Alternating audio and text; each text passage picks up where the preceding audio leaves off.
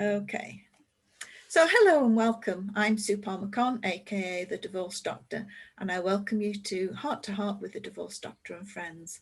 Whether you or a loved one are considering divorce, in the midst of it, or coming out of it, this show is what you need to listen to. Divorce seems to affect everyone in some way. It can be an overwhelming life event, not only for the person going through it, but for friends and family of those divorcing too.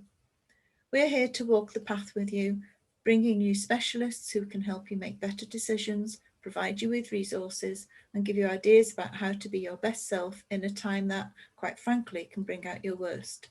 And today, I'm so excited to be here with an amazing woman, Jill Wigmore Welsh. Jill, or Jay to her friends, is a coach, trainer, speaker, and author who's worked in the field of health and well-being, personal development, and lifestyle change for over 40 years. She's worked with Olympians, theatre and dance performers, and leaders in industry and government, often helping them after they've experienced catastrophic injuries. Nowadays, all her work is online, working with midlife, stuck in a rut, in pain, depressed women with multiple diagnosed labels of medical conditions who want to evoke their deep natural ability to heal, to self-heal without barriers and unleash their deep purpose into the world. Her program is called Well Whole Woman. So welcome, Jill. Good morning, Sue. How are you today? I'm great, thanks. And you? Pretty good in these times. We're just as you know, we're in the UK. We're just going into that autumn time. So we've got some interesting changes taking place. Yeah, absolutely. Ups and downs, rain one day, sun the next. And I think that reflects everything that's going on, really. There are so many shifts and changes that are outside our control. Yeah. You know? My favourite season is autumn. Mine too. Mine too. So thank you for fitting us into your very busy schedule. So I'm going to ask a few questions because you've got so many talents that I really want to let the listeners into all your secrets. So can you tell us a bit about the way that you work and the results they can expect from working with you on the Well Whole Woman program? Yeah, so I work with women in their midlife, so midlife and on really, so 40 plus. And the majority of the women that I work with have got these multiple labels. They've gathered like these multiple identities of labels, whether it be anxiety, depression, chronic pain. You can understand they've been through the whole of the medical gamut. And so when they first find me, they're usually they're not at a good state, if that makes sense. Their life is really not good. So when you were introducing how people are when they come to you with divorce, after divorce, it's much like that when they come to me when they've got problems with their health, if you like. So they're not sleeping well, they think their life is over, they're taking lots of medication, they can't do things with their family. They'd love to get back to being able to get out and go like hiking or walking or going to the beach or things like this. And really, it's as if they've just hit a brick wall. So when they come to see me, they're in a bad state. And one of the first things I do is actually just to work with them to find out what we can evoke. It would actually be something that is a passionate, powerful interest that would enable them to think that they might want to move forward. So that's the first stage, because unless you really feel as if there's something really exciting to go towards, then you don't feel like going there. And then when they work with me, I basically, what I do is I use lots and lots of ways to bring out either skills and resources that they already have, that they might have forgotten that they have, or not used for a while, they're not very good at using them, or to give them new skills. That might be mental skills or physical movement skills, because I'm very much about embodiment. So very much about being in your body, using your body and feelings and things like this. So Yeah. Yeah, I mean, it's so important to bring out the passion and the purpose. Once you've got that fixed, then everything else can be worked around it. It just sounds so easy though, doesn't it? And I think when you've been through, as I have, lots and lots of years and years of personal development work, you tend to just sort of think, oh yes, passion and purpose, yes, I've got that tick box. But sometimes people may have either never found it, or it's been so compressed within the structure of their life that they've been told they should be like this, they shouldn't be like this, that actually it's quite challenging for them to get in touch with that. Yeah, yeah, It's not easy. It's not easy work. And I always think it's important for people to recognize it's not simple work. You don't just say, oh, I'll go out, it's a Thursday, I'm going to find my passion today. It's like, no, you're probably going to find like an interest you might have forgotten about, but like somewhere deep down is something that you have just put to one side over time. So there we go. yeah. That's it, isn't it? We bury our true identity under being somebody's wife or somebody's mother or somebody's employee or employer. And yeah, and also those identities then get muddled, because when you have something wrong with you, one of the reasons people like to choose me is because I have the clinical experience. So when people come to see me, there's the sort of the science on the one side, and then the sort of the arts and creativity on the other side. But for many people, they've taken on these labels. They'll say, oh, I've got fibro, I've got IBS, now I've discovered I've got diabetes, and I've got this. And it's like they're collecting all these labels, and actually they become those identities. They're going backwards and forwards to see clinicians, people in white coats there. And they've really lost touch with any ability that they have. And then, as you say, the people around them, maybe they're, wife, mother, sister, and somewhere in there, I always say, is that girl. Yeah, that young girl absolutely. who was on the beach like me, holding up pieces of seaweed, going, "It's seaweed, look!" And actually, they've lost it. They've just lost that. And for some people, it's almost like it's wrong to get back in touch with that joy and bliss and fun. And it's like, I'm too old now, I shouldn't be, I want to be sensible and serious. And it's like, nope. Never. Never. Oh, age is only a number. Yeah. And I was doing some work the other day with somebody around a reframe on that, because he's actually because I do work with medication too. But he has an issue which is a life shortening thing, but he's now outlived what he was told would be his lifespan, if you like. So we were doing some things around what those numbers are and how many months in his years there are and things like this. So it really real. What is real in the world is an interesting question. That's it. What is real? Yeah, we create our own reality, hopefully. And then we could go off on a whole other philosophy. Oh, that would be a few glasses of wine between us, I think. And then if we had more people, it would be like, let's run a conference. Yeah, absolutely. Oh, one question. What do you believe reality is? 20 people answer the question. That would be an amazing conference. But absolutely. Perhaps but even that. One of those. Yeah, but even that, if I were to talk to many people and say to them, what you believe isn't real, they'd look at me like, what? What do you mean it's not real? It's like, well, okay, so now we need to go a little bit further. So people people go at their own pace and their own rate into what they want to learn to do. So yeah. Absolutely. Yeah. So I mean, you've done all sorts of things, and you're so multi-talented, lots of strings to your bow. What do you consider to be your greatest asset? Well, I think one of the things that I discovered, I think the letter C, because I think that very early on I discovered that I was able to communicate with people. So I think that what I learned early on was that the particular work that I went into wasn't my chosen career. There's that C again. But I could do it. And I didn't find it difficult. I found it easy to do, because most times I discovered that most people didn't really understand what was going on. And also that nobody was listening to them, that nobody was actually listening to really what's happening in their world. So I would say the biggest skill I have is actually just putting it another way, plain simple communication, and actually really wanting, compassionately to go deeper and actually be there with the person and say, you know, this is a confidential space. I'm holding this space.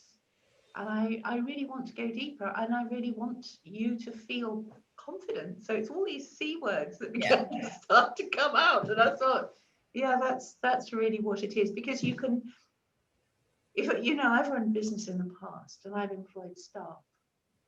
And the thing is, you can teach people techniques.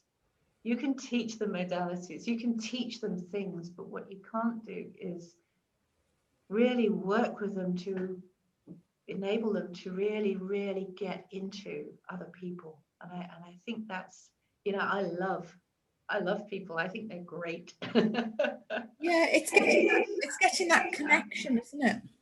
Another C word. Yeah. Collaborate, connection. Yeah, So absolutely. it is literally around the connecting and just being who you are. Because I think if you're going to say, oh, it's a Thursday, I'm going to work using this particular technique. So you're right. I've gone in depth into the physical world of therapy, movement, body, using yourself. But I've also gone deeply. But most times, most people do have skills. And actually, it's around being kind and listening to them and actually finding out where they come from and what little drops need to just be put in order for them to make the shifts. Yeah. And to stay away, not to push it too fast, just to allow them to move at their own, right, at their own pace, their own evolution, whatever pace it is that they go at. So Yeah. And I was looking at your social media posts, and some of the things that you talk about are journals. yeah. So I notice you've got a lot of journals. Yeah. I keep a gratitude journal daily, and I find it really helps to keep me positive. Yeah. So how do your journals work, and what sort of areas are you looking at? Okay, so some of this is a throwback because I remember when I was going to do a PhD in ergonomics at one point along the journey, and the professor in the department there saying quite bluntly, after somebody done their presentation on the firing of the hamstrings when you go from sitting to standing, he made the comment that, as I was considering joining the department, he said, whatever you do, he said, it's always good to ground this into something that's actually going to make a change to humanity. And I remember sort of going, oh, yes, so measuring the rotational element of the thoracic spine might not actually. So where I come from is to actually say, what practical tools can I create? Yeah. Because I could write academic papers, yes, but it wouldn't reach people. And if what's happening is that someone has got a problem with something like sleep or pain or waking in the night, and you'll be in touch with this when people have got these recurrent dreams that they keep having over years and years and years, recording things for their own benefit is an incredibly useful way for them to actually just keep a record. Yes. So I wanted to create tools that people could use so that if they were either working with me or someone else, there was a way that they could be recording these elements of themselves. So that's one of the reasons for the journals. The other one, which I think I've got one here actually, which is I don't know if it shows. Yes, Oh yeah, that looks lovely. Thank you very much. That actually opens up, and what you've said is very important to me as well. If you open it, you can see it's got the rose. Yes. Mm-hmm. I wanted something that when somebody pulled it out of their handbag, it didn't look NHS issue. Yeah. Record at your end. So this is designed for two reasons. This is a 9-week one, and I have a 27-week one, which is going up shortly. It's a weekly journal. So each week you have 7 days to write and 3 days of blank pages. So the reason for this is that I want people to keep a record of what is happening and then to be able to jot down. So supposing they were working with you, if they were going through divorce, after divorce, you could say, look, get one of these, because when we work together, this is what I'd like you to be working on. Yeah. It enables you to actually structure something over a 9-week or a 27-week period, yes? And it enables them to understand that change doesn't happen overnight. Because I'm not altogether in favour of those people who go, come to me and I'll give you this quick fix. Zip zap zoo, will slide you into the past, will wave a magic wand, you'll suddenly have got over your trauma and it's gone. And I'm like, okay, yeah, right. So this is actually also about pacing, yeah? Yeah. So this is actually about being kind and pacing. So I've got the other one I'm bringing out, which is 27 weeks, which is carefully made so it's half a year. And it's big enough, because that will be three lots of this. It would actually be big enough that people could split the week in half and use it for a year. Because actually, if you filled that in every day, there's a lot there that you can write down. And it's a positive one because I want them to keep good memories of the week as well. So I'm not asking them to record their pain, I'm saying all the good stuff.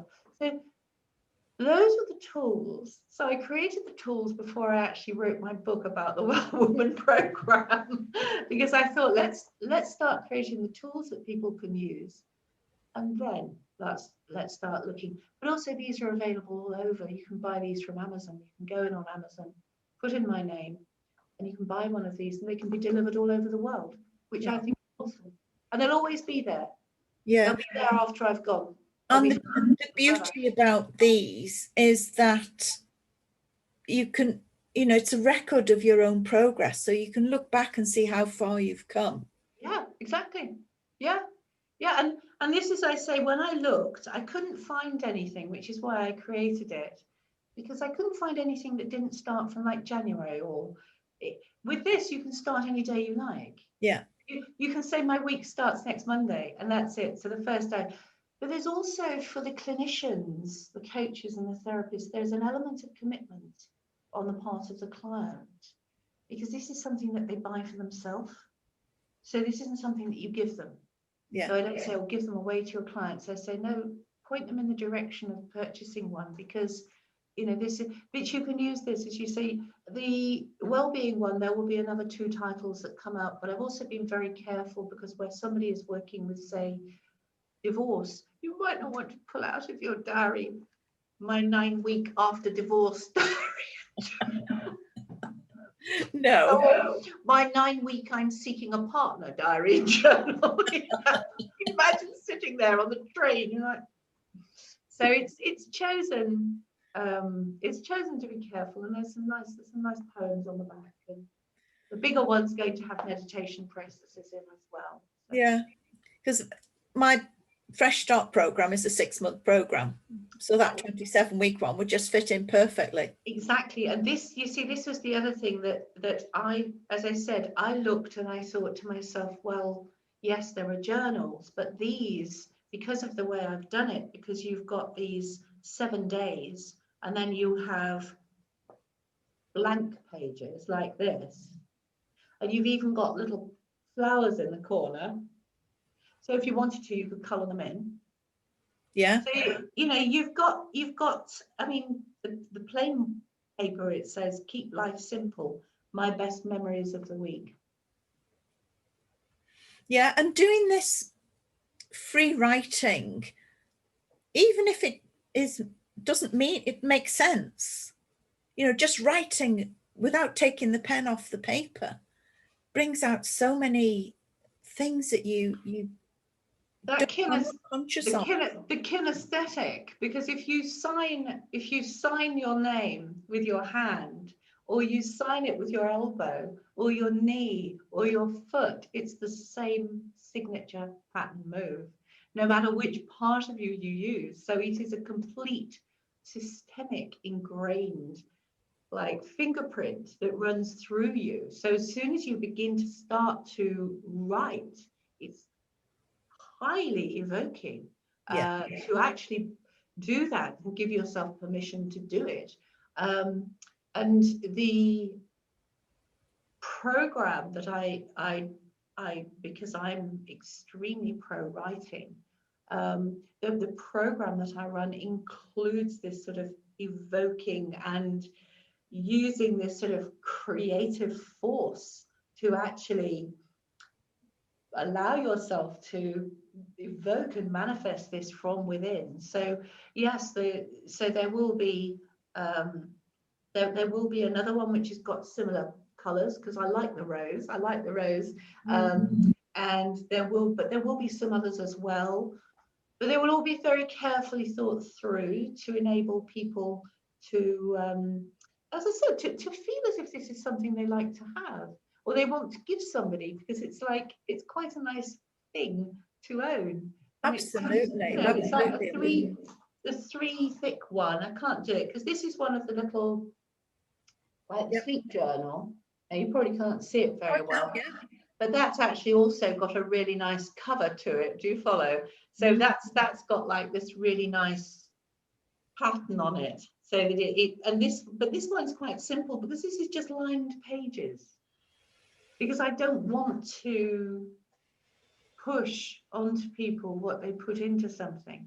But the idea is that there are 5 in this series. So you've got sleep, dreams, mindfulness, pain, and nighttime answers. And the nighttime answers came around because I often found, because I train people in how to sleep better, a part of the program, I found, and I don't know if you've ever found this, that while I was actually doing a lot of work, I would wake in the night and my unconscious mind would have been going doo, doo, doo, like this. And I was like, oh, I'm asleep.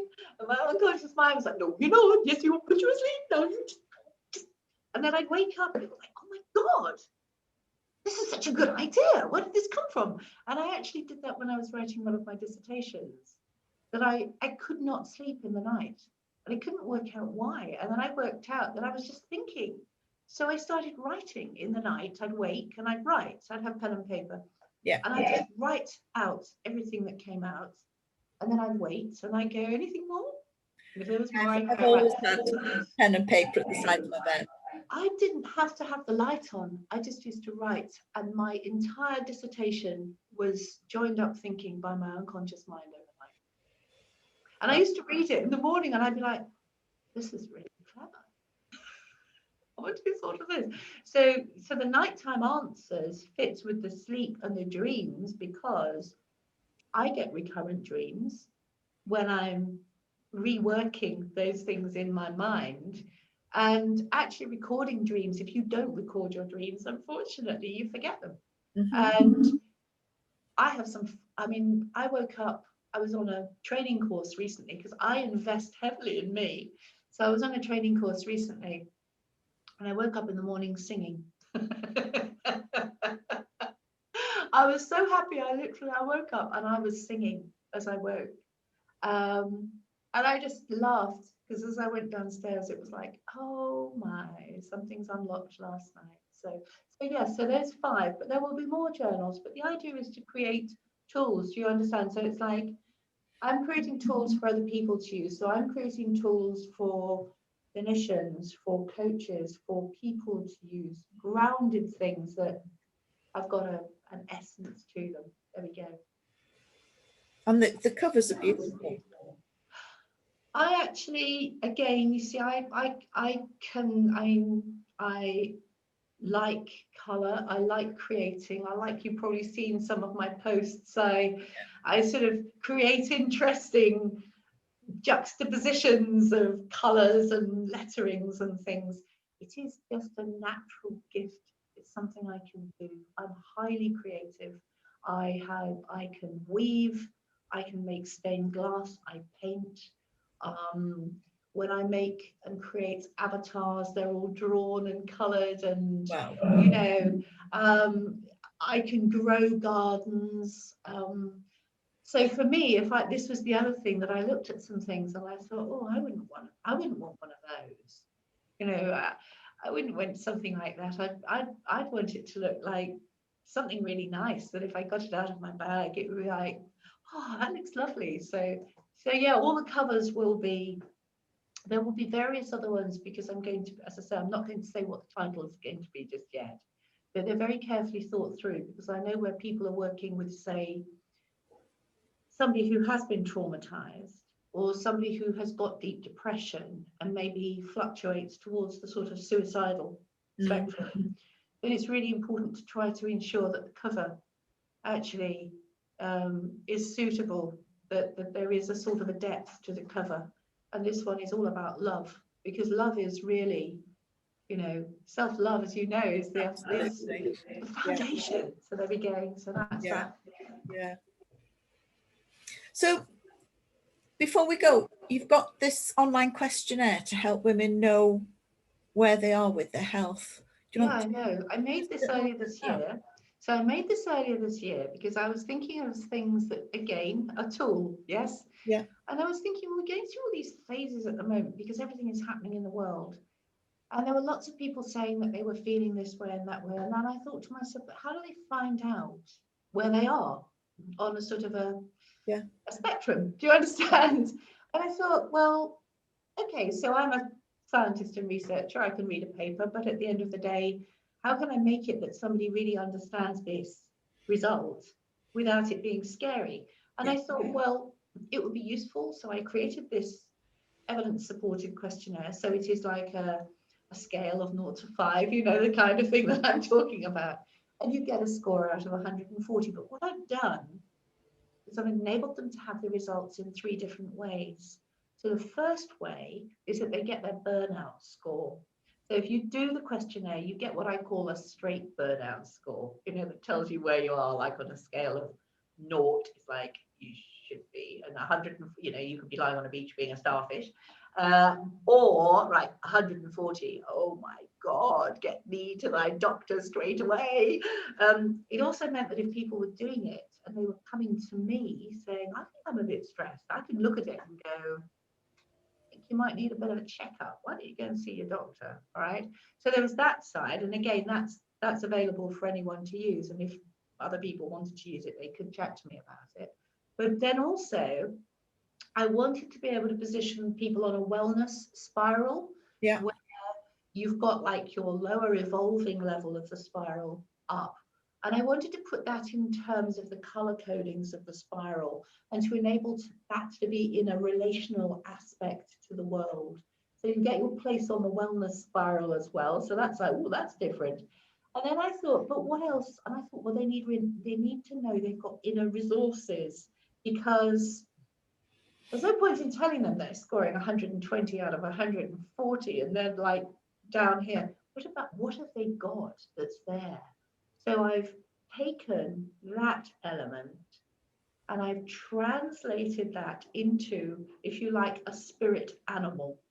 Oh, wow. You are the animal, but I've taken the characteristics of, and I've got 5, and it's, I'm just trying to remember off the top of my head, it's starfish, deer, koala, oh gosh, brain, dolphin, and there's 1 badger. So you've got 5 levels, you've got 5 possibilities, but these are powerfully positive characteristics. So these are like your inner resources, yes? So the idea is that when you do the questionnaire, yes, you get that wellness burnout thing, you get your position, but you also get what your resources are. And funny enough, somebody did it the other day, and she said to me, "You're psychic." I said, "What do you mean?" She said, "This is totally accurate." I said, "How do you know?" And I said, "Just made it, just created it." And she said, "So this is what it is." So, and I feel that a lot of women who are very much in touch with their spiritual side are very interested in this connection with nature and the universe and etc. I think for them, actually knowing they have got this powerful resource inside, especially with like your kind of clients, where they might be going through, or just been through, and I went through a horrible divorce. I know exactly what it feels like to get out the other side, or even when you're going through it. But you've got to have resources when you're doing that. At the same time, you can be terribly stressed and really close to like burning out. But equally, you've got that power. You've still got that little ember in there. So that's how it is. And so what will happen is I'm just going to create a new little picture, go with it, so that people can see the different little animals, and those are your inner reserves, and then a wellness spiral, and then like a little burnout picture of someone's head exploding, but not quite, you know what I mean, with like flames going out. But that's what people will get, and that's free. That is a free questionnaire. And then of course, if somebody wants to go deeper with me, so if they do it and then they think, I think I'd like to know a bit more, when you get the results, you get it spoken so people can listen to it. You get a download. You also get access to some recordings like relaxation movement work, etc. So I give them quite a lot of chunky recording movement things that they can put in place. Yeah. And then basically people can lead through if they want to talk to me or they want to make an appointment. It's got the information there, etc. Yeah. But also that then leads into the Well Woman program, etc. Yeah. So, Where can we get hold of this? so it's on my website, but what I suggest we do, because you're going to be putting this up, I'm assuming, on your podcast, I think the best thing for me to do is to send you the link to the actual page that it's on. Oh, right, brilliant. Because it's on my website, but what I've done is at the top of my website, which is Jill Wigmore-Welsh.com. Very original. You look along the top, it says take the test. And if you go in to take the test, that's how you access it. It's as simple as that. And you just go straight in, you click through, you go to a page, and then it's got some information, and then literally you take the test and everything happens automatically after that. Brilliant. So I'll put that in the notes for the podcast. Lovely, thank you. Yeah. So I'll put the website in, and if you send me the link, I'll put the link in the notes as well. So it's been brilliant talking to you. I've laughed and you've given me a lot of thought-provoking information. So thank you ever so much for giving up your time to talk to Heart. Thank you very much for inviting me, Sue. It has been a lovely, lovely opportunity to get to know you better. And as I say, as we both know, women really need support. There's going to be, by the time we get to 2050, the number of over 60s women in the world is going to be extremely high. Wow. So women do need a lot of support because there's so much, we need them. We need women to be speaking out, don't we, Sue? Absolutely, yeah. Women. So I'll just finish by saying, as well as being a divorce coach, I was divorced myself at age 50. So I've been in the same situation as you. Let me walk down the path with you as your thinking partner. Thank you for listening today. It's my prayer that this show helps you or someone in your life. Reach out to us at www.divorce-doctor.com or find me on Facebook or LinkedIn, Dr. Sue Palmer-Conn.